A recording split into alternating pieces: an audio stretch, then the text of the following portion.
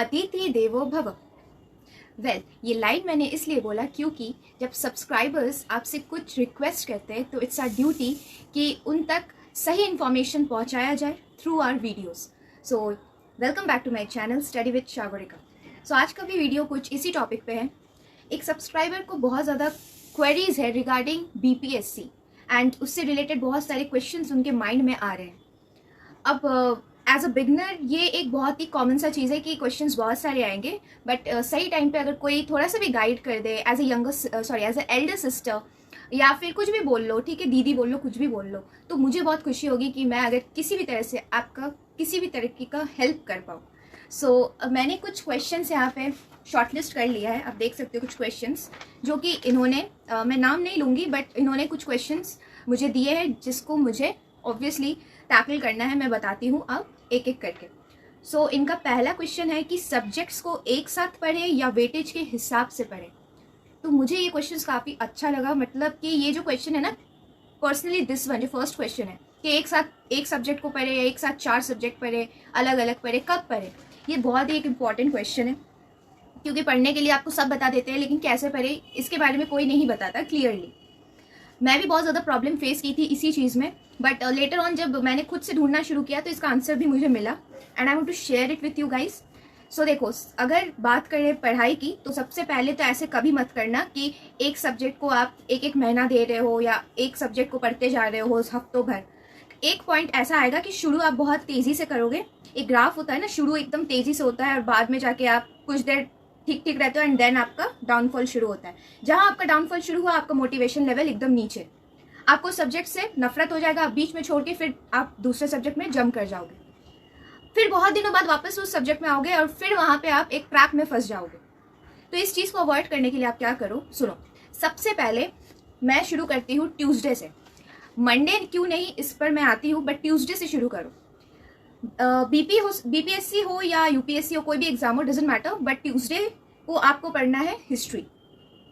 Tuesday is dedicated to history. पूरा दिन आप हिस्ट्री पढ़ोगे, starting with ancient, then medieval and then modern. बहुत लोग मॉडर्न से शुरू कर देते हैं लेकिन उन्हें पता ही नहीं होता है कि पीछे एंशियंट और मिडाइवल में क्या हुआ, और मॉडर्न जस्ट बिकॉज बहुत इंपॉर्टेंट है तो शुरू कर दिए मॉडर्न से। भाई ऐसे नहीं होता है, शुरू से शुरू करो तब चीज़ें बहुत अच्छे से क्रोनोलॉजिकली आपको समझ आती है, ठीक है। तो Tuesday is dedicated to history. Now let's come to Wednesday. Wednesday का जो सब्जेक्ट आप चूज करोगे बहुत ही सोच समझ के चूज करो। मेरे हिसाब से वेडनेसडे को आप पॉलिटी ले लो, पॉलिटी चूज करो, क्योंकि कहीं ना कहीं आप देखोगे कि जहाँ पे मॉडर्न हिस्ट्री खत्म होता है वहीं से पॉलिटी का शुरुआत होता है। कुछ ना कुछ आपको मिलता जुलता मिल जाएगा, ओके। तो वेडनेसडे डेडिकेट टू पॉलिटी। अब आते हैं थर्सडे। थर्सडे को आपको क्या करना है, तो थर्सडे को आपको इकोनॉमिक्स पढ़ना है। इकोनॉमिक्स पढ़ने के बाद आप फ्राइडे को पढ़ोगे ज्योग्राफी। तो ये जो 4 सब्जेक्ट है, history, polity, economics and geography, इन चारों सब्जेक्ट को आप बीपीएससी हो या यूपीएससी कोई भी एग्जाम हो कॉम्पिटेटिव, इन चारों सब्जेक्ट को सबसे ज़्यादा कोर सब्जेक्ट माना गया है। अगर किसी ने इस पर कमांड कर लिया तो वो एग्जाम को क्वालिफाई आराम से कर सकता है, ठीक है। बाकी जितने भी होते हैं वो एड ऑन्स होते हैं, वो तो करना ही है, ठीक है, बट ये 4 सबसे इंपॉर्टेंट है। अब सैटरडे संडे आते हैं। तो सैटरडे संडे आप क्या करोगे, तो सैटरडे संडे को आपके पास 2 काम है करने को। पहला, मान लो आपने ट्यूसडे से लेके फ्राइडे तक में जितने भी सब्जेक्ट्स मैंने बताए, किसी कारण आपका कुछ आ गया, आप कहीं चले गए, कुछ भी हो गया, तो रिजर्व सैटरडे संडे आप उस दिन वो पेंडिंग वर्क करोगे। इसलिए मैंने सैटरडे संडे को कोई ऐसा भारी भरकम काम नहीं रखा जिससे कि बर्डन ना हो जाए, ठीक है। तो इसका मतलब ये नहीं कि मजे कर लेना कि एक दिन और सोचना कि सैटरडे संडे को पूरा कर लेंगे, ऐसा नहीं होता है। सैटरडे संडे फॉर रिविजन, आपने जो 4 दिन किया उसका रिविजन तो करोगे ही, साथ ही साथ अगर कोई काम बच जाए तो वो भी कंप्लीट करना है आपको। अब देखो, सैटरडे संडे का एक यूटिलाइजेशन बताती हूँ, बहुत ही मजा आएगा, मतलब ये सुन के ईजी हो जाएगा चीज़ें। हमें पता है कि इन चारों सब्जेक्ट्स के अलावा भी बहुत सारे सब्जेक्ट्स होते हैं। जैसे अगर यूपीएससी का बात करूँ तो आर्ट एंड कल्चर हो गया, इंटरनल सिक्योरिटी हो गया, गवर्नेंस हो गया, social justice, disaster management, environment, ऐसे बहुत सारे सब्जेक्ट्स हैं, छोटे छोटे बहुत सारे इंपॉर्टेंट सब्जेक्ट्स हैं। तो एक महीना में कितने सैटरडे संडेज आते हैं, 9 से 10 सैटरडे संडेज होते हैं। तो एक ऐसा मस्त सा रूटीन बनाओ जिसमें आप वहाँ पे लिखो बैठ के कि मुझे इस सैटरडे संडे को आर्ट एंड कल्चर करना है। फिर अगले हफ्ते भी आप आर्ट एंड कल्चर ही करोगे और तब तक करोगे जब तक आपका वो टारगेट खत्म ना हो जाए। तो at the end of the month आप ये पाओगे कि आपके सिर्फ कोर सब्जेक्ट्स ही नहीं बल्कि ये जो छोटे छोटे सब्जेक्ट्स है ये भी हर मंथ खत्म होते जाएंगे। और इससे क्या होगा, आपका प्रेशर कम हो जाएगा। एंड ऑफ द ईयर आप खुद को पाओगे कि आपने ऑलमोस्ट सारी चीज कवर कर ली है, वो भी timely. So that's the art of time management.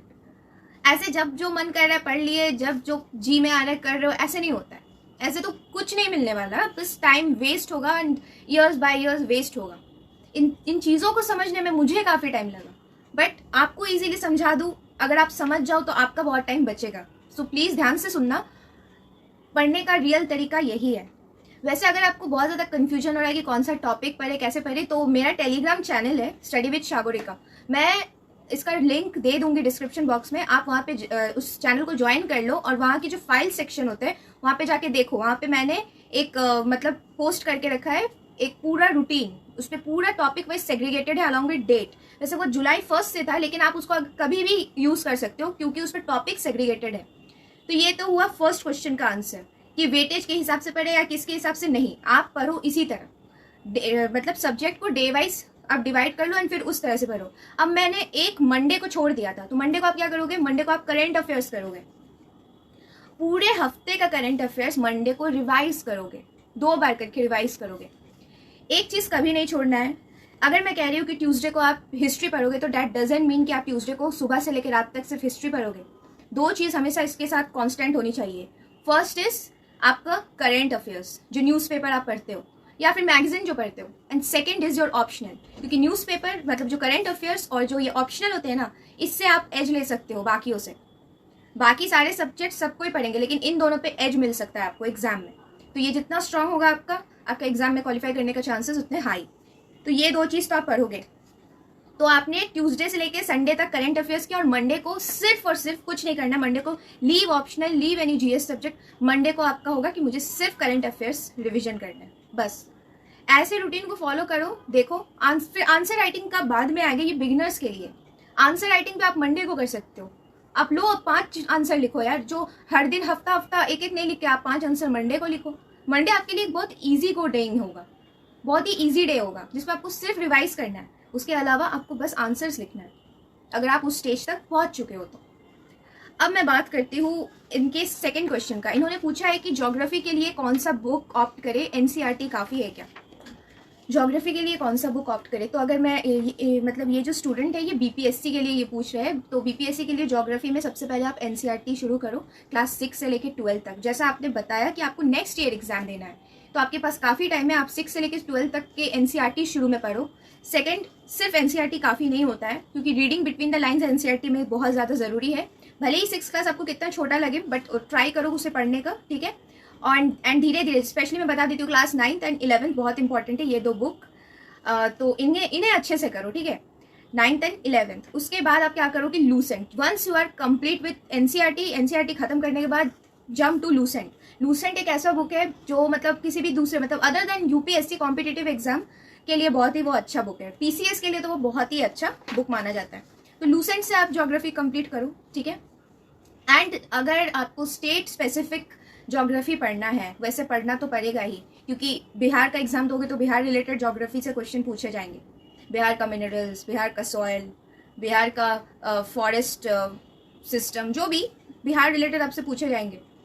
तो उसको कवर कहाँ से करोगे, तो बिहार समग्र नाम का एक किताब आता है, आप उसे परचेज करो, बिहार समग्र, ठीक है. एंड उस पर आपको बहुत ही अच्छे वे में बताया गया है बिहार की ज्योग्राफी के बारे में स्पेसिफिकली. सिर्फ ज्योग्राफी नहीं, उसमें हर चीज़ बिहार स्पेसिफिक ही है, तो वो आप पढ़ सकते हो वहाँ से. तो that's for geography. Now let's come to your third question, जिसमें आपने ये पूछा है कि इकोनॉमिक्स के लिए रमेश सिंह या संजीव वर्मा. तो ये क्वेश्चन तो भाई यूपीएससी एस्पिरेंट्स के भी होते हैं कि इकोनॉमिक्स के लिए रमेश सिंह पढ़े या संजीव वर्मा. वैसे आप देखो इसका आंसर मैं बताती हूँ. पॉलिटी के लिए बहुत लोग कहते हैं डीडी बसु पढ़ो, कोई कहता है लक्ष्मीकांत पढ़ो, और इकोनॉमिक्स के लिए रमेश सिंह एंड संजीव वर्मा पढ़ो. बट एक चीज़ बता देती हूँ, इन दोनों बुक में से आप कुछ भी पढ़ो, जो मेन जो डेफिनेशन होते हैं ना हर चीज़ का, वो कभी नहीं बदलता है, कभी भी. They will never change. वो एक स्टैटिक डेफिनेशन होता है. किसी भी बुक में कुछ भी पढ़ लो, डेफिनेशन नहीं बदलता है. हाँ, लैंग्वेज मोल्ड हो सकता है, लैंग्वेज को चेंज किया जा सकता है, लेकिन डेफिनेशन कभी नहीं बदलता है. तो इकोनॉमिक्स में बदलता क्या है, इकोनॉमिक्स में बदलता है आपका डायनेमिक चीज़ें. Economics is a very dynamic subject.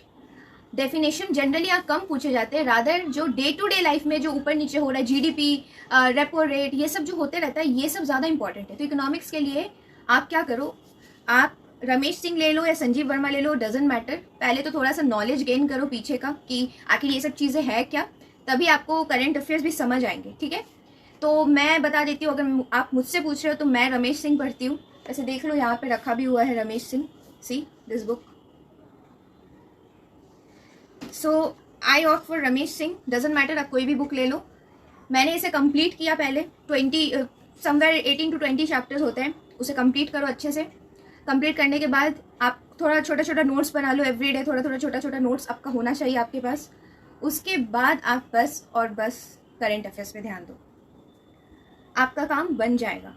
NCERT पढ़ना है इकोनॉमिक्स का तो लीव 9 and 10th एनसीईआरटी, बहुत छोटा लेवल का है। 11th एनसीईआरटी पढ़ो, 11th क्लास का एनसीईआरटी पढ़ो इकोनॉमिक्स का, आपका काम बन जाएगा। और रमेश सिंह पढ़ो, Ramesh Singh is a good book, अच्छा बुक है, इन्होंने बहुत अच्छे से लिखा है। I don't know about Sanjeev Verma, तो इसमें मैं ज़्यादा बात नहीं कर सकती, एग्जैगरेटेड वे में आपको बता नहीं सकती। बट कोई भी बुक खरीदो, बस इतना याद रखना उसका जो कोर चीज़ें होता है वो सेम होता है, बस जो बदल जाता है वो थोड़ा सा डेटा बदलता है। So it's up to you, आप कुछ भी खरीद सकते हो, लेकिन पढ़ना तो आपको है।